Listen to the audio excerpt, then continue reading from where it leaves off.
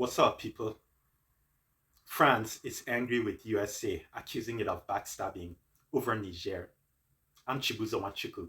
I would appreciate you liking this video and subscribing to my channel.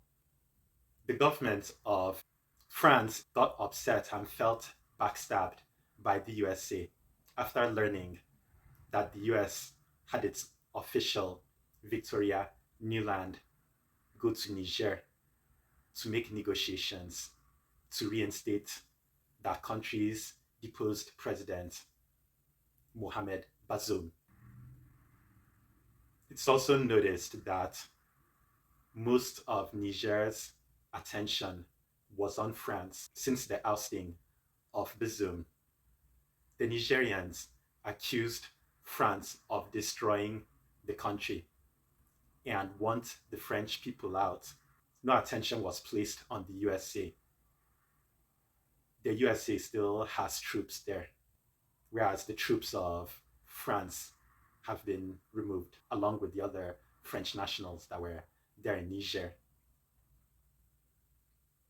Before I continue, I'll roll the clips.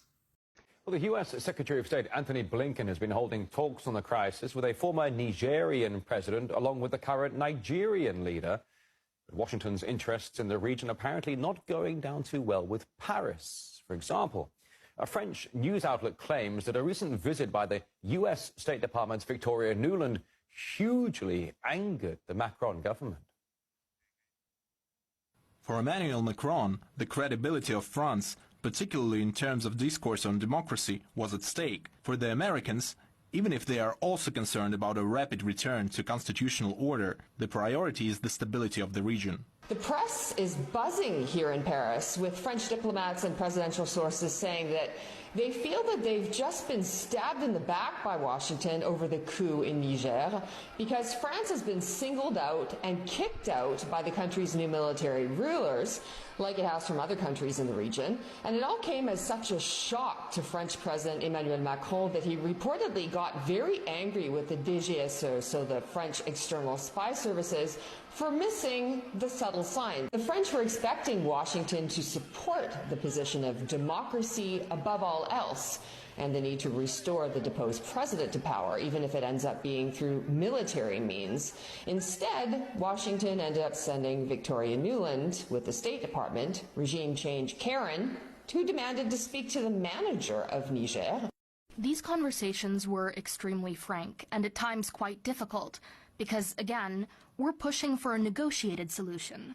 It was not easy to get traction there. They're quite firm in their view of how they want to proceed, and it does not comport with the Constitution of Niger. The Biden administration's initial panic over the coup and its knee-jerk reaction to resolve the situation with shock and awe through proxies like ECOWAS countries seems to have given way to a more diplomatic approach for now, as long as the new management still lets the U.S. hang out with their drone bases, have access to strategic minerals, uranium, other natural resources. After the coup in Niger broke out, U.S. Vice President Kamala Harris asked Tinubu to use ECOWAS to restore Bazoum because the U.S. had invested over $100 million in building a drone base in Niger and didn't want to lose access to it. Also, France buys uranium from Niger, and the U.S. currently gets 14% of its uranium from Russia. It's shopping for a replacement and has its gaze fixed on Niger to fill the likely gap.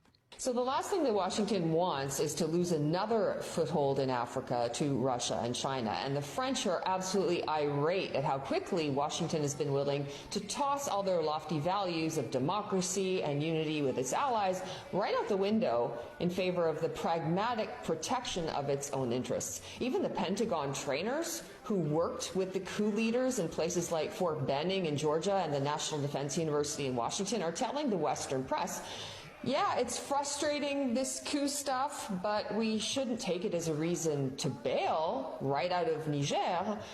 It's only about unity or values for Washington when it suits them, and they obviously want to keep hanging around. Even before the coup, an American official told NBC News at the end of July that, sure, Niger has corruption problems, who doesn't? But as bad as other countries in the region? No. But as with Nigeria or with Ukraine, we've seen that corruption Well, your mileage can vary on that sort of thing. It just tends to magically disappear when it's convenient for American interests to be more deeply involved. France did the most damage to Niger. The French government should not expect the USA to share pain with them for the expulsion of the French nationals. I'm not saying that the USA should be allowed to stay anywhere in Africa. And yes, the USA exploits African countries. However, the Nigerians are most mad at France. They are extremely mad at France. The officials of France should be responsible for their own actions. France took most of Niger's resources, especially the uranium and gold, and makes a lot of money out of it, giving little or nothing to Niger. They should forget about the USA. They can be upset about their people being sent out, but they don't own Niger. They have no business over there. Africa is not a property of the EU, the West, or anywhere outside Africa. France has no right taking control of Niger. As for the USA, I admit that allowing American troops stay in Niger is not fair to France. So Niger should send the US troops out. They have no business in Niger. The military bases that the US might have in Niger need to be removed. They need to be demolished. And besides, the US troops might be in other countries to take over them. The troops in Niger could exploit the country. They could steal the resources to get rich. And USA continues to be rich by exploiting resources in Africa. Niger needs to get rid of the US as well before very serious consequences are experienced. The other African countries too need to get rid of US bases. In fact, all African countries need to get rid of foreign troops, especially those from the Western countries. Let me know what you think. Thanks for watching.